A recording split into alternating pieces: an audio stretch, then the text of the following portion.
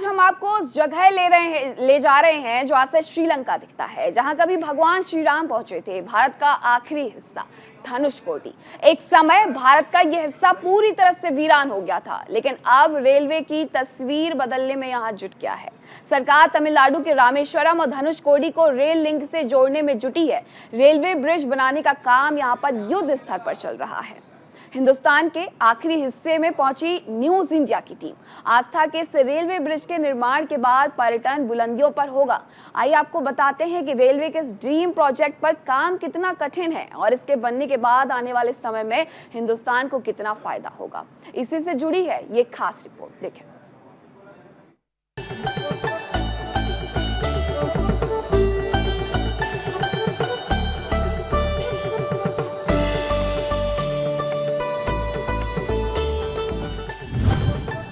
भारत के आखिरी हिस्से में पहुंचा न्यूज इंडिया, जहां से दिखता है श्रीलंका, जहां कभी पहुंचे थे भगवान श्री राम। 58 साल पहले वीरान हो गया धनुषकोडी। अब धनुषकोडी की तस्वीर बदल रहा है रेलवे।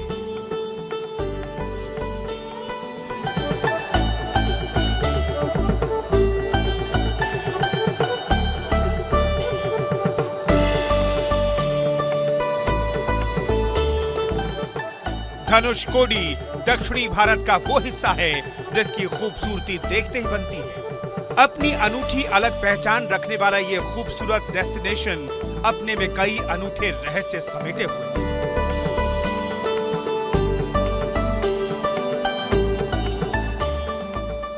आज इसके बारे में हम आपको बता रहे हैं। कहा जाता है कि रामायण काल में भगवान श्री राम ने लंका तक जाने के लिए पुल का निर्माण कार्य यहीं से शुरू किया था।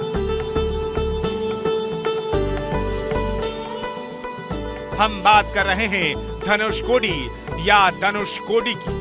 धनुषकोडी तमिलनाडु के पूर्वी तट पर रामेश्वरम द्वीप के दक्षिणी किनारे और पनबन के नजदीक स्थित एक शहर है, जहां से पड़ोसी देश श्रीलंका महज 20 किलोमीटर दूर है।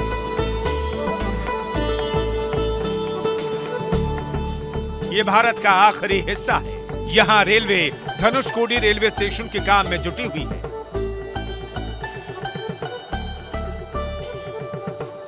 रेल मिनिस्ट्री रेलवे सफर को सुगम और सरल बनाने के काम में जुटी हुई है। इसी कड़ी में धनुषकोडी में रेलवे स्टेशन का काम चल रहा है। दरअसल 1964 में आए साइक्लोन ने तमिलनाडु के धनुषकोडी वाले हिस्से को सबसे ज्यादा प्रभावित किया। ये इलाका पूरी तरह से वीरान हो गया।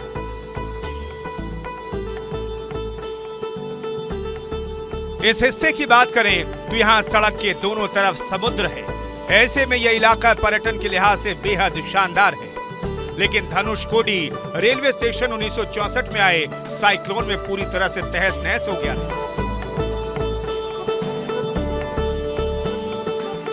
उन दिनों धनुषकोडी रेलवे स्टेशन से होकर पूरे दिन में 2 से 3 रेलगाड़ियां जाया करती थी। पुराना पुल बेहद जर्जर हो चुका है, इसका इस्तेमाल नहीं हो रहा है।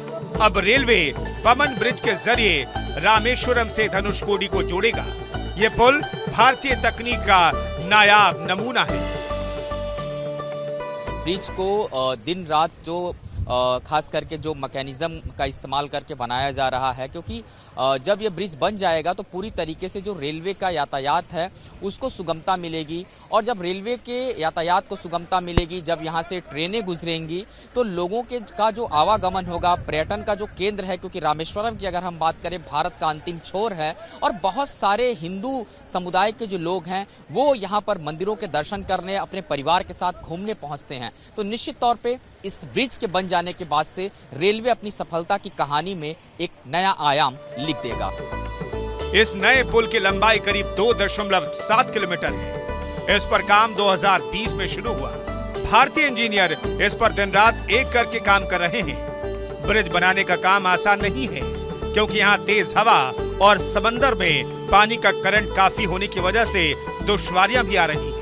लेकिन रेलवे इसे खास तकनीक से बनाने में जुटा है।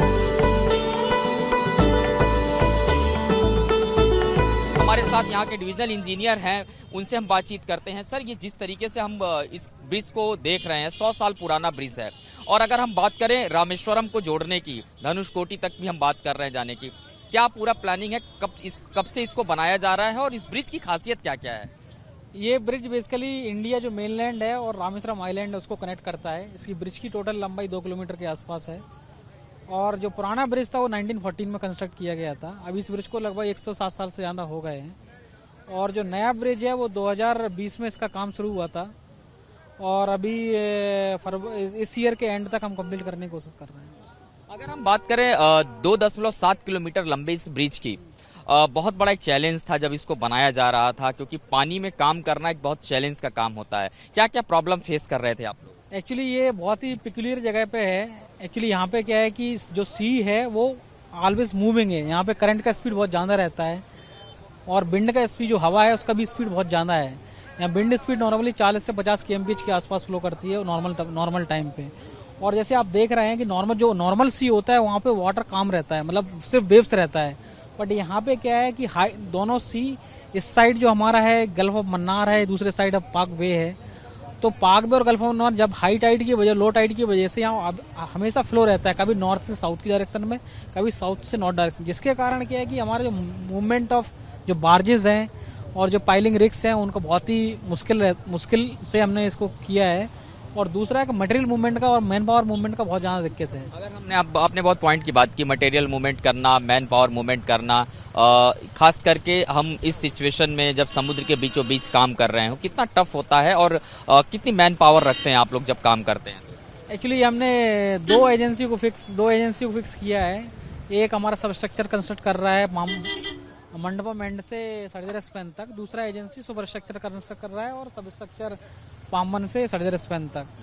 बेसिकली क्या है कि हमने जो मैकेनिज्म इसमें यूज़ किया है, हमने गैंट्री पाइलिंग का यूज़ किया है। जैसे आप देख सकते हैं उस साइड है ये जो मैं बात जानना चाहूंगा, क्योंकि ये पहला वर्टिकल लिफ्ट ब्रिज जिसको भी कहा जा रहा है, क्योंकि ये क्या है, मतलब जो लिफ्ट की बात हम कर रहे हैं और पहला वर्टिकल ब्रिज है, इसको जरा समझाइए जो तस्वीरें हम देख रहे हैं। जो एक्चुअली क्या है कि जो अभी जो ब्रिज है, एक्चुअली ये मेनली जहाँ हम खड़े हुए हैं वो पाक स्ट्रेट है। ये मेनली मेन शिपिंग लेन है अरेबियन सी से बे ऑफ बंगाल के लिए। तो यहाँ से जब शिप क्रॉस करता है तो इसमें मतलब हेडरूम नहीं है शिप को पास करने के लिए। यानी कि जो ये वाला हिस्सा है जहां हम खड़े हैं, अगर यहाँ से कोई शिप पास कर रहा है तो इस ब्रिज को ओपन करना पड़ता है। तो अभी जो हमारा जो पुराना ब्रिज है ये भी ओपन, इसको भी हम ओपन करते हैं। ये इंडिया में एक ही ब्रिज है ऐसा, और वर्ल्ड में भी 3-4 ब्रिज ही ऐसे हैं।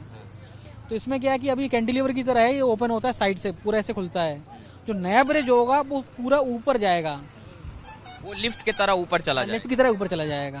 तो इसमें और इसमें यही एक डिफरेंस है, मेजर डिफरेंस है। और इसका जो है स्पैन है अभी 65 मीटर के आसपास है, उसका 75 मीटर के आसपास है। लागत की बात करें, कितनी लागत आनी है इसके पूरा कंप्लीट होने में, बनने में? Around 500 crore. Dhanushkodi railway station को डेवलप करने के पीछे भारतीय रेलवे की एक अलग तरह की प्लानिंग है। रामेश्वरम से धनुषकोडी की दूरी 18 किलोमीटर है। 18 किलोमीटर में 3 हॉल्ट स्टेशन होंगे। रामेश्वरम से यात्रा करने के बाद यात्री सीधे ट्रेन के माध्यम से धनुषकोडी पहुंच सकेंगे। भारतीय रेलवे एक बार फिर से सजाने और संवारने की तैयारी में जुट गया है। इंजीनियरिंग का सबसे बड़ा नमूना और सबसे बड़ा अगर हम बात कहें, जो सबसे बड़ी बात यह है कि ये जो पुल है पम्बन ब्रिज, जिस पर इस वक्त मैं मौजूद हूं, ये वो स्थान है जो आपको रामेश्वरम से धनुषकोडी तक जोड़ने की प्रक्रिया में सहायक होगा। यानी कि ये वो ब्रिज है, अपने आप में भारत में इसका एक रिकॉर्ड है। और खास करके 100 साल पुराने ब्रिज की अगर हम बात करें, ये पूरी तरीके से अब इस्तेमाल में नहीं हो रहा है। इसके बगल में एक दूसरा ब्रिज जो है वो रेलवे की तरफ से बनाया जा रहा है। धनुषकोडी रेलवे स्टेशन के प्रोजेक्ट में रेलवे 700 करोड़ रुपए की लागत लगा रहा है। आने वाले 18 महीनों के अंदर इस रेलवे स्टेशन को पूरा करने का काम शुरू कर दिया जाएगा। हालांकि रेलवे इसको और जल्दी से बनाने का दावा कर रहा है। इसके आसपास के हिस्सों में दूर दूर तक आपको समुद्र दिखाई देगा। इसके सबसे आखिरी हिस्से की अगर बात करें तो यहाँ जो पिलर आपको दिखाई दे रहा है, ये भारत का आखिरी हिस्सा है। यहाँ से ही 18 किलोमीटर दूर समुद्री मार्ग से श्रीलंका की सीमाएं मिली हुई दिखाई देंगी।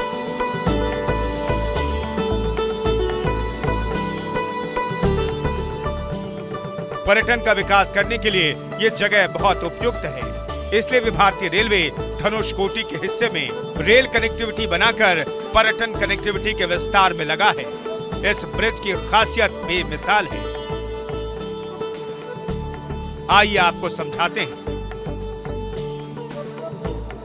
भारतीय रेलवे लगातार एक राज्यों को दूसरे राज्यों से जोड़ने का काम तो कर ही रहा है और इसके लिए लगातार ट्रैक्स बनाए जा रहे हैं। लेकिन अगर हम बात करें भारत को पूरी तरीके से अगर भारतीय रेलवे तीर्थस्थलों के साथ जोड़ रहा है तो उसमें हम रामेश्वरम की भी बात करेंगे। इस वक्त मैं तमिलनाडु के पमन ब्रिज पर मौजूद हूं और पमन ब्रिज की अगर बात करें ये ब्रिटिश काल का बहुत पुराना ब्रिज है और अगर बात करें इसके आयु की तो 100 साल पुराना ये ब्रिज है। ये ब्रिज काफी पुराना हो चुका था और इसको बनाने के लिए भारतीय रेलवे लगातार प्रयत्नशील था। और ये जो तस्वीरें आपको मैं दिखा रहा हूं ये वो तस्वीर है जो हर भारतीय को देखना चाहिए और उसका सीना गर्व से इसलिए ऊंचा हो जाएगा क्योंकि इंजीनियरिंग का सबसे नायाब अगर मैं कहूँगा उदाहरण अगर भारत में कोई है तो ये ब्रिज है, क्योंकि जो इंजीनियरों ने यहाँ पर परिश्रम किया है वो अब सामने दिखाई दे रहा है। इस ब्रिज की अगर मैं बात करूँ तो ये ब्रिज 2.7 किलोमीटर लंबा ब्रिज है और इस ब्रिज को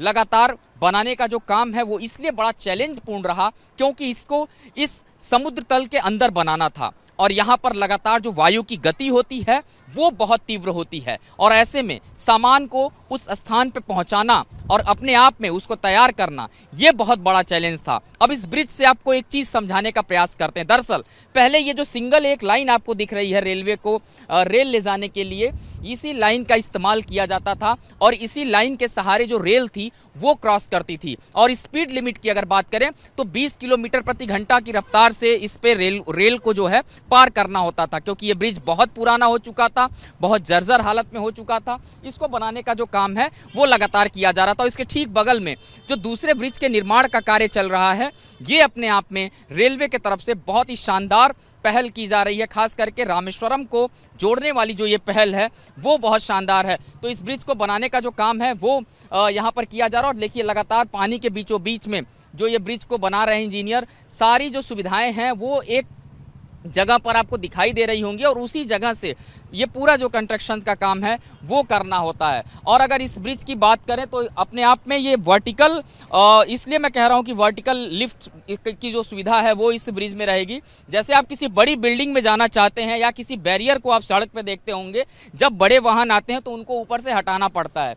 ये देखिए ये जो सामने ये हिस्सा है आपको जो दिखाई दे रहा है ग्रीन, वहाँ पर आपको एक रूम दिखाई दे रहा है। दरअसल वो एक कंट्रोल रूम है जहां से इस ब्रिज को उठाने का काम किया जाता है। यदि कोई शिप इस पानी में उस तरफ से दूसरे हिस्से से इस हिस्से की तरफ कोई शिप क्रॉस करती है तो ये जो ब्रिज है इस ब्रिज को उठाने का काम किया जाता था और ये जो काम था पूरा, ये जो काम इंजीनियरों की तरफ से किया जाता था। और दरअसल अब ये टेक्नोलॉजी है, अब इसको लिफ्ट के जरिए अलग किया जाएगा। यानी जो नया ब्रिज होगा उसमें जिस तरीके का सिस्टम लगाया जा रहा है, ये पहला वर्टिकल लिफ्ट रेलवे सी ब्रिज बनाया जा रहा है और ये ऑटोमेटिक अपने आप ऊपर हो जाएगा। अगर हम बात करें इस ब्रिज के काफ़ी पुरानी चीज़ों की बात करें तो ब्रिटिश शासन में बने पवन ब्रिज ने पिछले 100 सालों से अधिक समय में पमन द्वीप को मुख्य भूमि भारत से जोड़ने में महत्वपूर्ण भूमिका निभाई है। पमन रेल पुल को 24 फरवरी 1914 में रेलवे के लिए खोला गया था और 1988 तक पमन पुल तमिलनाडु के रामेश्वरम द्वीप को मुख्य भूमि से जोड़ने का एकमात्र सतह परिवहन का यह साधन था। जब इसके साथ एक सड़क पुल बनकर तैयार हुआ, पमन रेलवे ब्रिज भारत का पहला समुद्री पुल था और वर्ष 2010 में बांद्रा वर्ली सीलिंग के उद्घाटन के बाद भारत का सबसे लंबा, मैं कहूँगा, समुद्र में जो प्रोजेक्ट बन रहा था वो यही है। और फिलहाल इसको बनने के बाद से जो सुगमता और सरलता है वो आ जाएगी और रामेश्वरम को जोड़ने का जो काम है वो भी शानदार तरीके से होगा। तो फिलहाल भारतीय रेलवे लगातार इस तरीके के जो ब्रिज हैं उसको बनाने का काम कर रही है। धनुषकोडी भारत का आखिरी हिस्सा है। ये प्रकृति की गोद में बसा हुआ इलाका है और खूबसूरत नजारा लोगों को अपनी ओर आकर्षित करता है। यहाँ दूर दूर से पर्यटक आते हैं क्योंकि ये आस्था का केंद्र भी है। हालांकि यहाँ कुछ पाबंदियां भी हैं जिसको यहाँ का प्रशासनिक अमला संभालते हुए नजर आता है। जो असर है वो उस पर पड़ेगा कि जो लोग हैं वो रेल से यहाँ पर पहुँचेंगे और वो लोग आनंद उठा सकते हैं इस जगह पर अपने परिवार के साथ। और अगर बात करें इस हिस्से की, आपको दूर दूर तक दोनों ही तरफ मैं दिखा दूं, एक तरफ यहाँ भी आपको समुद्र दिखाई देगा और दूसरे तरफ भी। तो ज़्यादातर जो लोग हैं वो अपने परिवार के साथ यहाँ पर पहुँचते हैं और पहुँचने के बाद से वो यहाँ पर आते हैं, क्योंकि ये आस्था का भी एक संगम है। यहाँ पर भगवान राम की जो जुड़ी हुई मान्यताएं हैं, यहाँ से वो लंका की तरफ गए थे, तो वो सारी चीज़ों को वो लोग देखते हैं और समझते हैं। और आध्यात्मिक तरीके से अगर देखा जाए तो इस जगह का जुड़ाव जो है वो लोगों को सीधे जोड़ता है एक दूसरे के साथ। तो मैं ये कह सकता हूँ कि जिस तरीके से ये तमिलनाडु का सबसे आखिरी हिस्सा, यहाँ आने के बाद हम ये कह सकते हैं इस स्तंभ के बाद से भारत जो है वो समाप्त हो जाता है। यानी कि पूरी तरीके से इसको विकसित करने का काम, पर्यटन के दृष्टिकोण से बढ़ाने का जो काम है वो किया जा रहा है। बहुत सारे जो लोग हैं वो यहाँ पर पहुँच रहे हैं। आप कहाँ से आए हैं?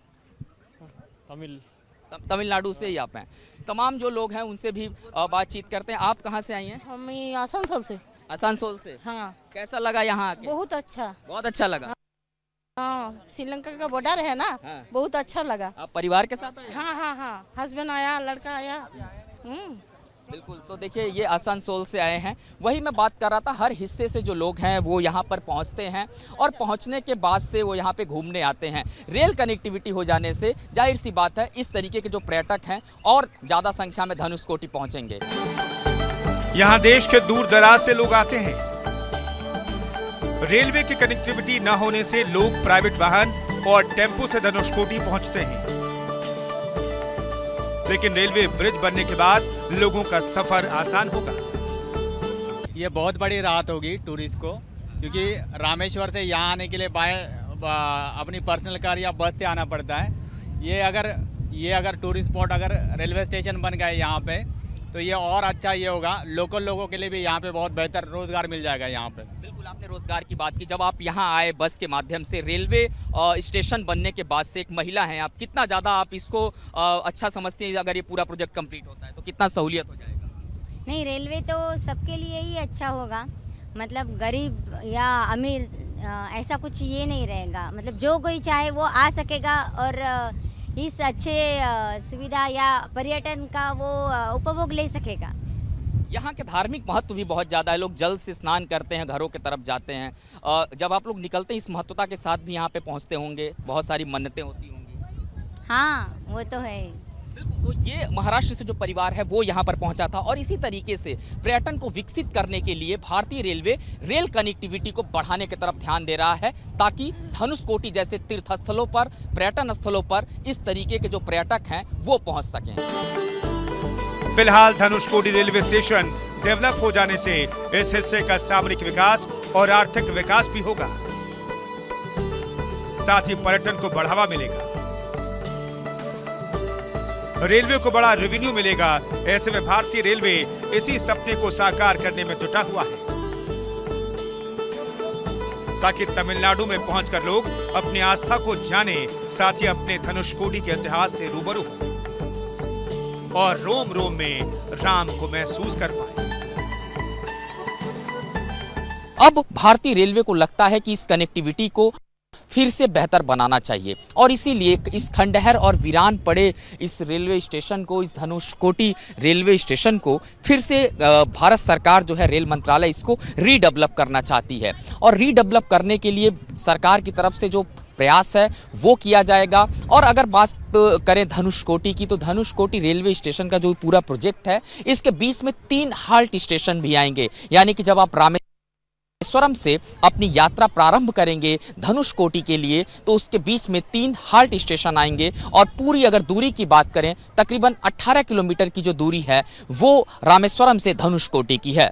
धनुषकोटी वो स्थान है जहां पर भगवान श्री राम ने लंका पर चढ़ाई करने के लिए समुद्र से पुल बनाया था। ऐसी मान्यता पौराणिक भी है और धार्मिक महत्वता बढ़ जाने के कारण एक बहुत बड़ा आस्था का केंद्र भी है। इसका नाम धनुषकोटी इसलिए भी है क्योंकि वेद, पुराण और ग्रंथ इस बात को बताते हैं कि इस स्थान का पौराणिक काल से जुड़ाव रहा है और लगाव रहा है। भारतीय रेलवे आने वाले दिनों में इस रेलवे स्टेशन को डेवलप करने का प्रोजेक्ट जो है वो करने जा रहा है, जिसमें 700 करोड़ रुपए की लागत आएगी। और जब ये स्टेशन डेवलप हो जाएगा तो जो यात्रियों का कनेक्टिविटी है वो रामेश्वरम से सीधे धनुषकोटी के लिए हो जाएगी, जिससे पर्यटक का भी विकास होगा। कैमरामैन शिव कुमार भारद्वाज के साथ गौरव मिश्रा, न्यूज इंडिया, तमिलनाडु, धनुषकोटी। तो धनुषकोटी से न्यूज इंडिया की एक खास रिपोर्ट देखी आपने। न्यूज इंडिया वहां तक पहुंचता है जहां आपसे जुड़े, आपके सरोकार से जुड़ी खबरें हो। फिलहाल रुकेंगे बुलेटिन में एक छोटे से ब्रेक के लिए, लेकिन आप कहीं मत जाइएगा, देखते रहिए न्यूज इंडिया।